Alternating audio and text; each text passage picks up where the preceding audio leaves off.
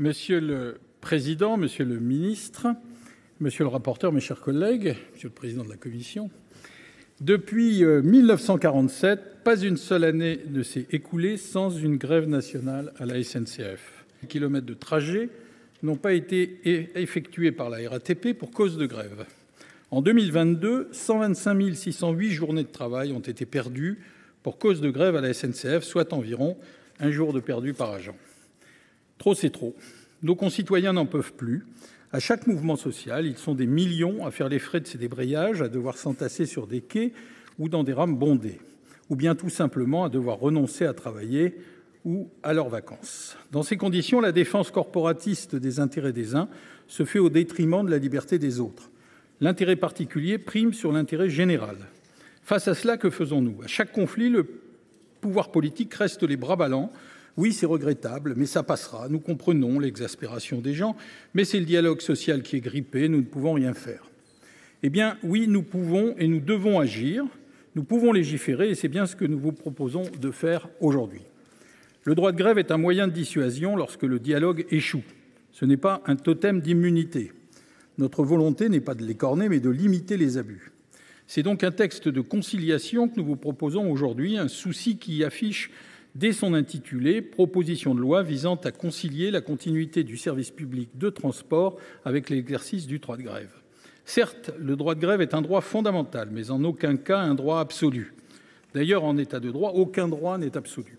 Tous les droits et libertés doivent être conciliés entre eux. Concernant le droit de grève, spécifiquement, cette nécessaire conciliation est très explicitement inscrite dans notre loi fondamentale.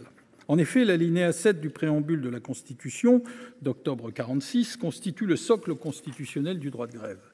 En vertu de cet alinéa, le droit de grève s'exerce dans le cadre des lois qui le réglementent. Dès le départ, le constituant avait d'une part prévu que le droit de grève ne pouvait en aucun cas se concevoir comme un droit absolu et que d'autre part, il revenait au législateur d'en déterminer le périmètre. Je vous rappelle, mes chers collègues, que certaines professions n'ont pas le droit de se mettre en grève. C'est le cas des militaires, des policiers ou des magistrats, parce que leurs activités sont considérées comme vitales pour la nation. Depuis plus de 30 ans, le Conseil constitutionnel a consacré le principe de la constitutionnalité de l'interdiction du droit de grève. Il s'agit ici seulement pour nous de concilier le droit de grève avec d'autres droits et libertés. Certes, le droit de grève est un droit fondamental, mais pas plus que la liberté de circuler, la liberté d'entreprendre, le droit au travail, le droit à la famille ou le droit au loisir. Car dans les transports, ce sont l'ensemble de ces droits et libertés qu'un exercice abusif du droit de grève met à mal. Le déplacement est un besoin d'intérêt général. Comme l'a souligné notre rapporteur en commission, c'est d'ailleurs ce qui justifie que nous réclamions l'application pour les transports d'un taux de TVA réduit. On ne peut pas d'un côté considérer que le transport est un besoin vital en matière fiscale et de l'autre ne pas en tirer les conséquences en droit social.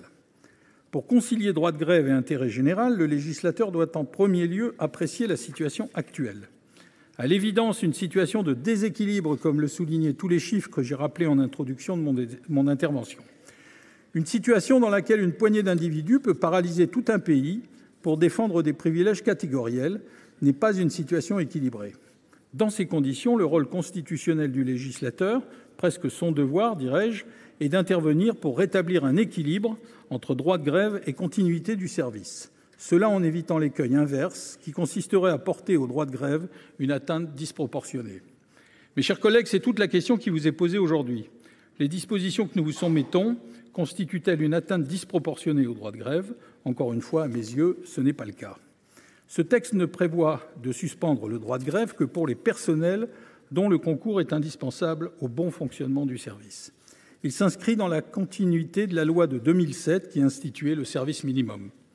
De plus, cette suspension est strictement encadrée par le texte, encadrée à des moments spécifiques et limitée dans la durée. Le texte que j'avais initialement déposé sur le bureau du Sénat était déjà équilibré.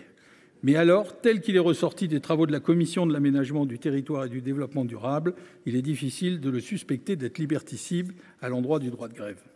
J'en profite à ce moment pour saluer le travail important du rapporteur Philippe Tabarot et du président de la Commission avec les membres de la Commission.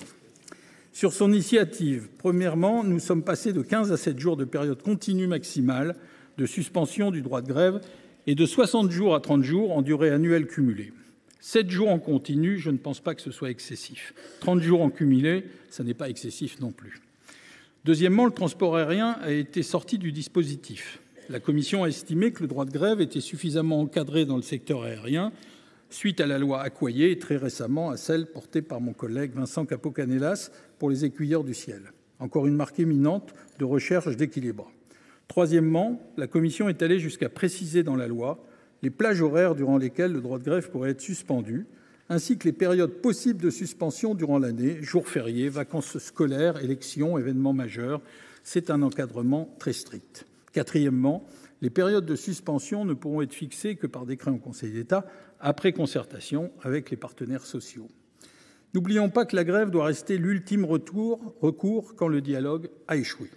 En vertu de ce texte, il reviendra aux partenaires sociaux de prendre leurs responsabilités. Enfin, la Commission a élargi le champ du texte en y insérant 6 articles additionnels qui permettent aux services de s'organiser en cas de grève. C'est le sens de l'allongement des délais de préavis individuels. Ces propositions assurent également au service minimum une application effective. C'est le cas de l'article permettant de manière très encadrée de réquisitionner des personnels ou tout simplement lutte contre l'exercice abusif du droit de grève. Les préavis illimités et dormants que l'on ne peut actionner n'importe quand sont abusifs. Certains ont déposé des droits de grève jusqu'en 2040. Il faut y mettre fin. Les grèves de 59 minutes qui désorganisent le bon fonctionnement des services sont naturellement excessives. Vous conviendrez qu'il faut les contenir. Pour faire partager ma conviction, j'ajoute que le dispositif proposé se réfère à ce qui existe déjà en Italie où, comme le propose le présent texte, le droit de grève peut être suspendu durant des périodes déterminées par la négociation collective.